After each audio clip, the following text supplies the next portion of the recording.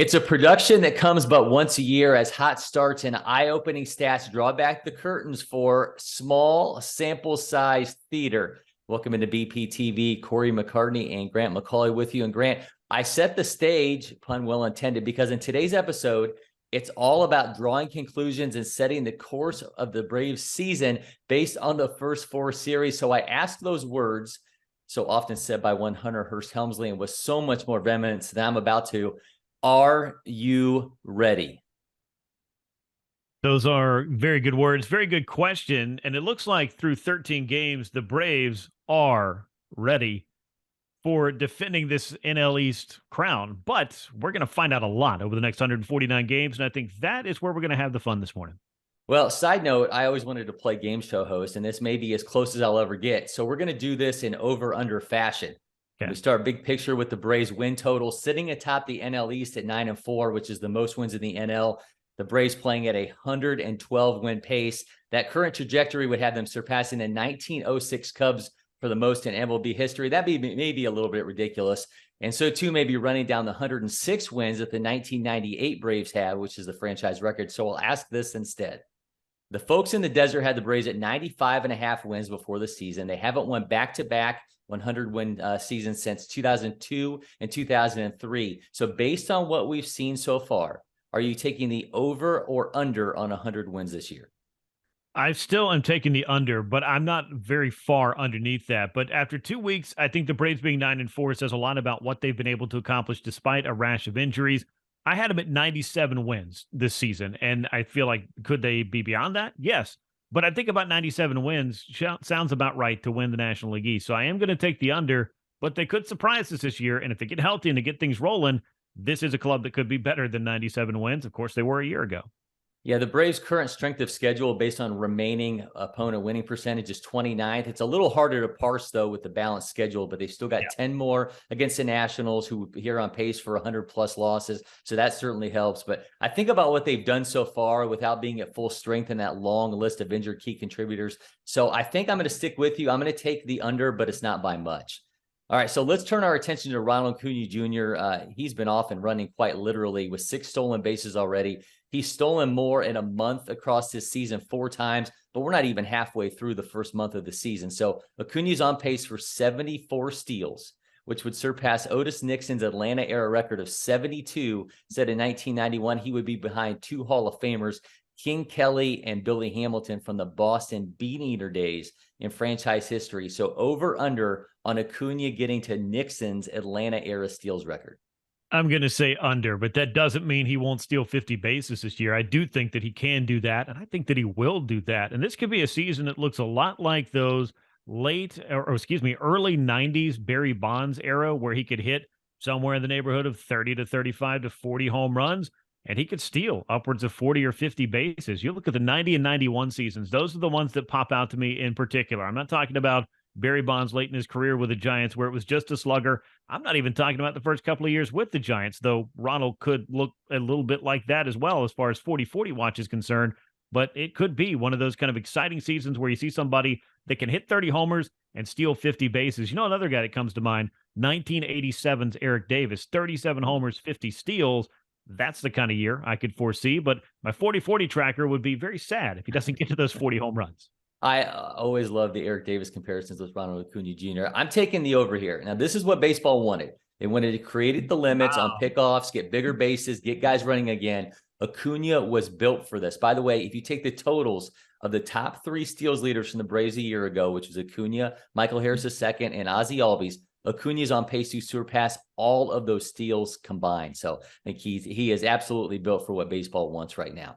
Meanwhile, Acuña has 20 hits so far. It has him headed for 249 in the season. He's never had more than 175, which came in 2019. That 249 pace would break the franchise record set by Hugh Duffy in 1894 at 237.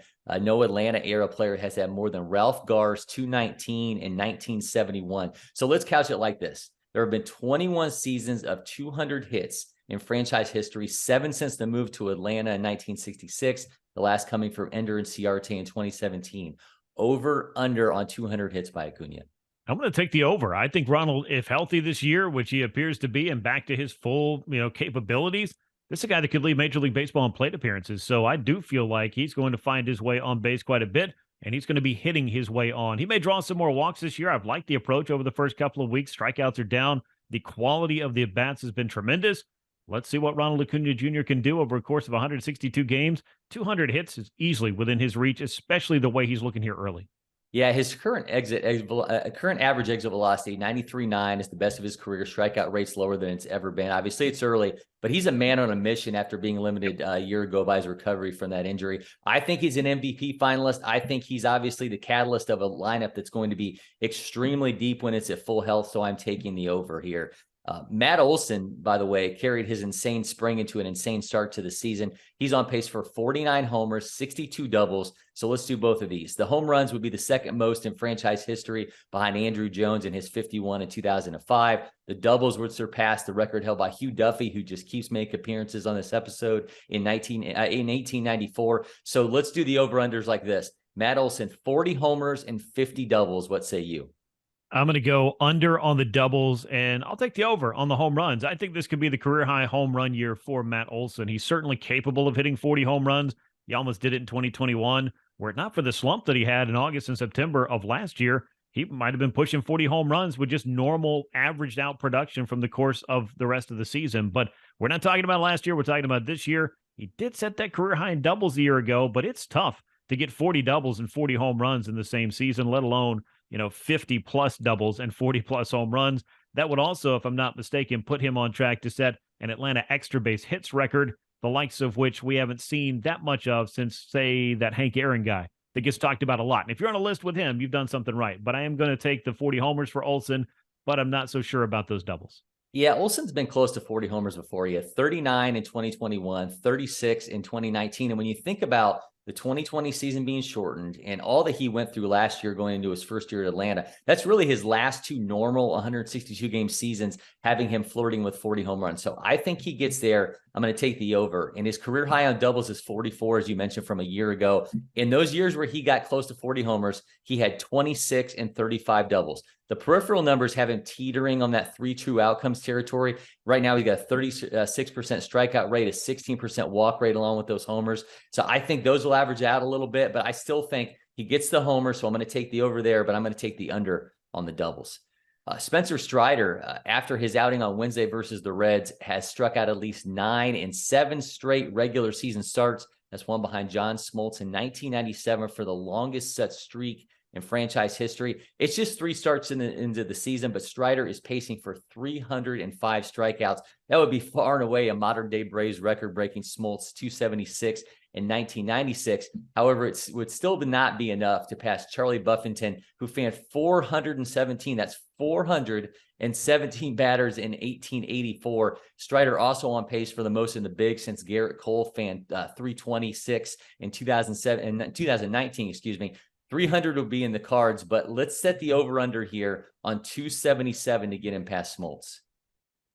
Man, this is a tough one, but I do feel like Spencer Strider, with 200 strikeouts and 131 innings a year ago, has the capability to set a modern-day Braves record and pass Smoltz. So I'm going to take the over on this. Now, this does, of course, hang on. Is he going to be able to continue piling up strikeouts like this? And if he's able to grind through a 5-inning start like he did in the finale against the Reds and finish strong and figure out a way to get to those 9 punch-outs per start, 31, 32 starts, we're talking about 280 to 290 strikeouts there. So I think it can get there.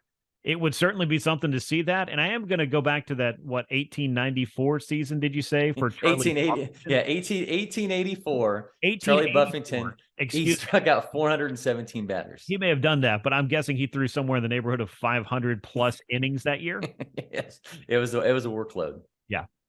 I look at Strider and I think that he does 2 things. He fills out pants legs and he strikes guys out. And the whiff rate on the 4-seam and slider are both up from a year ago. He's wielding that changeup, which has a 75% whiff rate more and more. I think it's realistic. I'm taking the over on him passing Smoltz for the Atlanta era record.